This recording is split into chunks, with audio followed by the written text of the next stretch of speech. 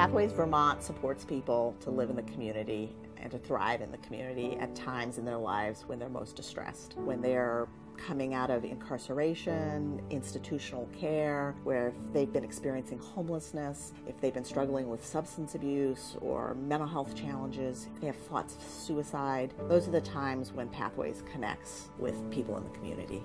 We work with people who have fallen through the cracks, people who have experienced trauma, and people who've had their human rights violated. Many people walk through our doors feeling utterly and completely alone. These courageous Vermonters have been through so much on their journeys, and we are proud to have been part of that. And they have accomplished so many amazing things.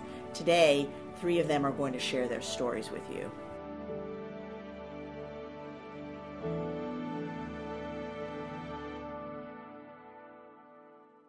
My name is Flo. I'm a caregiver / nursing assistant. I'm 29 years old and I live in Vermont.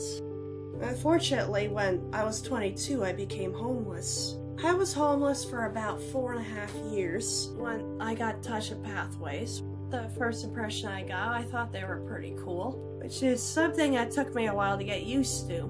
I've had a lot of adults that either abused their power or were absent from my life, so naturally I'm going to assume everybody else is going to grow up to be the same way. That's a part of the reason why I came homeless in the first place, because I didn't trust people. This worker said to me, "Hey, we're a program that can offer resources or help you access resources that you'd otherwise have a hard time getting." They help facilitate appointments with certain people, such as from the housing authority. Having housing allowed to be the focus on trying to find a job. And basically get myself in school. I took a 3-month intensive course, was tested by the American Red Cross in the state of Vermont, and the first time I got my license. I would say that my job was kind of inspired in some way by the people that worked with me from Pathways, being of service to other people, because in some ways a lot of services are very similar. They help me get there.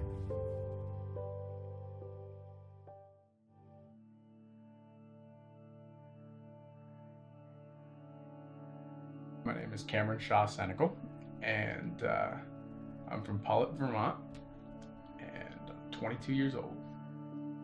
For a brief snapshot, I would say I grew up a fairly normal childhood. My parents are divorced and back together and love each other. That doesn't happen very often, but it definitely had an effect on how I grew up. As far as coming in contact with Soteria after a psychotic break, it was a fairly rapid onset thing. It was inside of, a month that the whole thing came about, and, this needed to be addressed. It was the hardest thing that we'd ever been through in our lives. It was frightening. For a week, I just stayed with him every day. I was trying to figure it out. It just seemed to be escalating. It was getting worse. And finally, we got him to the hospital. That's where I first heard of Soteria House. He was there for about a month before our angel, Jason Young, arrived. I remember chatting with Jason and just feeling like this is going to be right. And then I came to Soteria.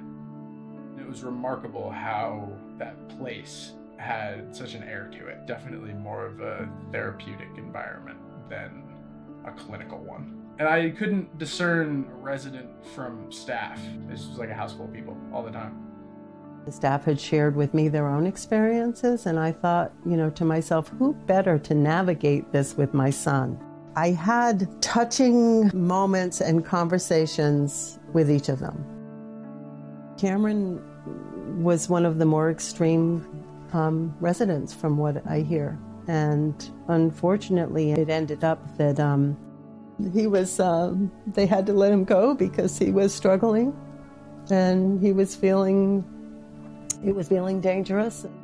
That was probably the most terrifying time for us. I had a lot of support advocating for me and advocating for Cameron, and we were pulling a lot of strings behind the scenes, and so were members of Soteria.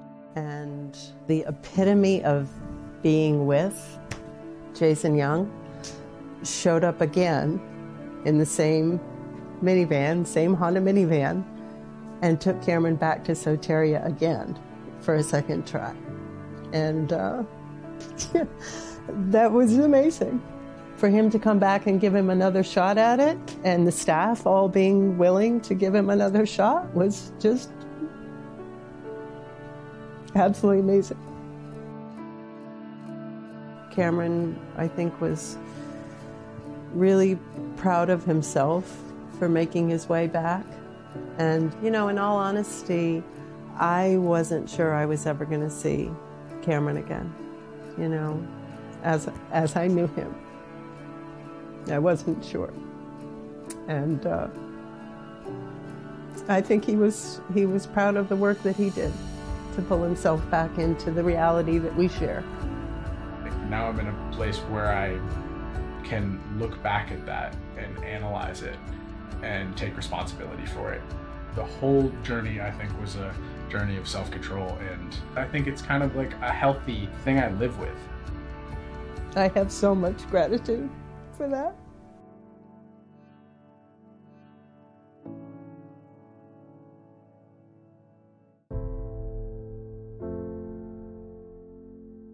My name's Jedediah Pop, and I live in Brattleboro, Vermont. I'm the youngest of 7 children. I grew up in a pretty poor family, and when I think back at my childhood, the first thing that comes to mind is loneliness. I think that played a heavy role into my use of substances and how it eventually became opiates and opioids. And that's when things really started to get out of control. It was rehab, sober for a couple weeks, using again, rehab, eviction. That was my life. That was my life for 5 years. And one morning I woke up and I'm like, what am I doing?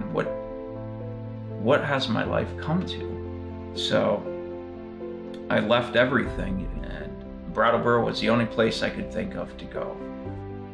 I came over here, just me and my bag of clothes, and one thing that really stands out to me being homeless is that there's no safe zone. You know, basically everywhere I went, there was addiction. You know, whether it be the soup kitchens, you know, whether it be the methadone clinic, there was people actively using, and it was really hard to get away from that. I think what made it bearable was the community itself. There's a lot of people that care in Brattleboro. I began to fill out applications for housing, and that led me to Pathways, and that's when everything changed for me. I had shelter, I had food. That apartment gave me that safety zone. I couldn't have done it without Pathways. I had this support team, and for the first time in a long time, I was around people who did not judge me. To be working with people who had empathy and who cared about me was just, it was incredible. That is probably one of the main reasons why I began giving back in the community, is I saw what people were doing for me. And the work that I do now as a caseworker, I always will remember that. And every time that I meet with somebody, I try to give them what was given to me. There isn't a day that goes by that I don't think about what this community has done for me, and more importantly, Pathways has done for me. It's kind of like planting a seed. You water it, you give it the right soil, the right nutrients, and it grows and it grows. And without interference, it can grow pretty big and pretty beautiful. And that's what I feel like has happened to me. Pathways helped me realize that I could be somebody